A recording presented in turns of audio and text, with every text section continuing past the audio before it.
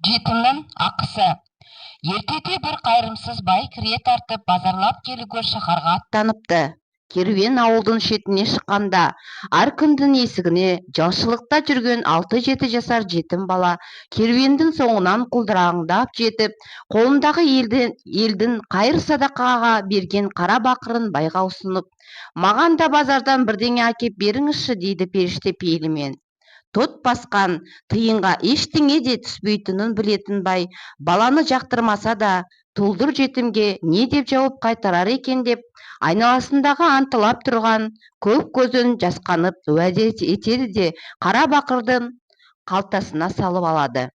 Ай жүріп шаһарға жетеді. Бір керуен түйені толтыру үшін бірнеше күн базарлайды. Қажетті нәрселерді алып, көңілі жайланып, базардан шығып келе жатқан бай қалтасынан шақшасын іздегенде қолына баяғы жетім баланың қара бақыры ілінеді. Қасындағы қызметшілердің көзінше уәде еткен соң амалсыз аялдайды. Базардың шетінде майда шүйде сатып отырған бақалшылардың айналасын торуылдап жүрген күні үрпиген бала мысықты көреді де, мына мақұлықтың қожайыны қайсың деп сұрайды. Бұл осы жердегі адамдардың қалған қатқан тамақтармен күнелтіп жүрген есі жоқ қаңғыбас мысық қой. Қажет болса ал, тегін береміз дейді әлгілер.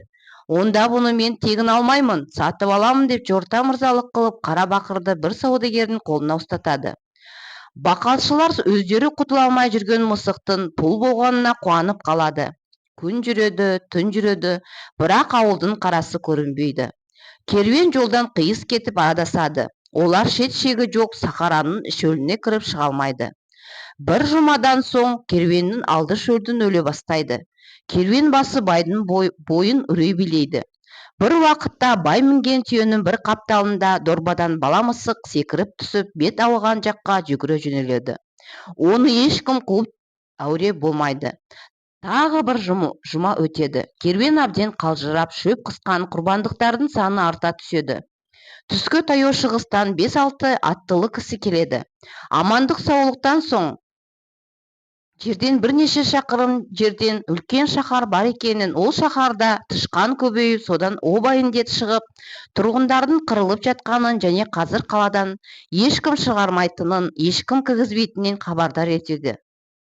Осыдан бір жұма бұрын қаламызда бір кішкентай мақұлық пайда болды.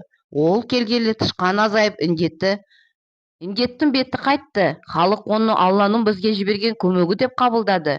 Ал хан сол мақұлықтың иесін іздеп тауып, маған алып келіңдер, айтар алқысым бар деп бізді аттандырды, дейді әлгі аттылар. Бір жақсылықтың болатынын іші сезген Сараңбай сөзге келместен, ол мақұлықтың иесі мен оны базардан әдейі сатып алып келе жатыр едім, дейді. Бай ханның алдына келеді. Шаһар іші бірнеше айдан бері дүрбелең. Оба індеті халықтың көбін жұтты. Амалымыз түгесіліп, Алладан ғана медет күтіп отырған едік. Міне індеттің дауасын өзінің арқылы жіберіпті. Міне қасиетті мақұлықты бізге қалтыр. Ақысына не сұрасаң да беремін, дейді хан байға.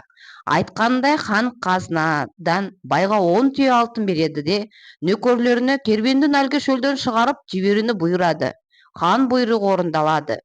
Өз керуеніне 10 түйе алтын қосылған бай жол азабын лезде ұмытып, көңілі шалықтап кетеді. Алайда оның ойын кенет әлдене селт еткізеді. Ауылдан шығарда жетім баланың қара бақырын аманаттап алғанын есіне түседі.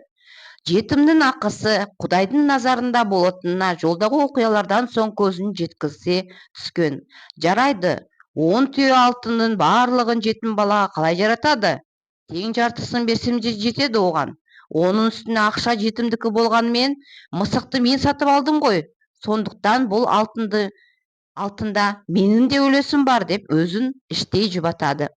Жолға бір күн түнеген соң, бай алғашқы ойынан айнып, жетім балаға 10 түйе алтынның жартысын емес 2 түйесін ғана беретін болады.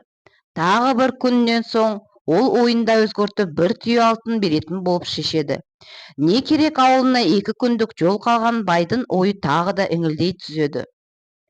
Оң солын танымаған тұл жетім 1 түйе алтынды қалай жаратады? Құр босқа жұрттың қолында кетеді. Одан да Одан да қара бақырының орнына бір ділда беріп есептесейін деп ойлап жатып ұйықтап қалады. Сол түні таңға жақын бұларды қарақшылар шауып барлық түйелерін алып кетеді. Ертесіне есін әрең жинаған бай қасына түндегі шайқастан аман қалған жігіттерін ертіп қарақшылардың соңына түседі. Ондағы ойы қарақшы топты бастаған бас бұзармен мәмілеге келіп, алып бара жатқан олжалары жетімнің ақысы екенін айтып, түйелерін қайтарып алу болады. Олар қарақшылардың сәскеде қуып жетіп әлгі сөзін айтады. Қарақшы топтың басшысы сәл ойланып тұрып нөкерлеріне: алтын артылған 10 түйені қайтарып беріңдер, ал тауар тиелген керуеннің жартысын ғана босатыңдар дейді. Сосын қайырымсыз байға: сенің сөзің рас, бұл олжамызға мен де күдікпенен қараған едім. Олай дейтін себебім, біз сендерді осыдан 1,5 ай бұрын, яқи сендер ауылдарыңнан шыққан бойда тонаймыз деп жоспар құрып, жолдарыңды тосып едік, бірақ керуеннің сыртынан қалың әскер қоршап бізге алдырмады.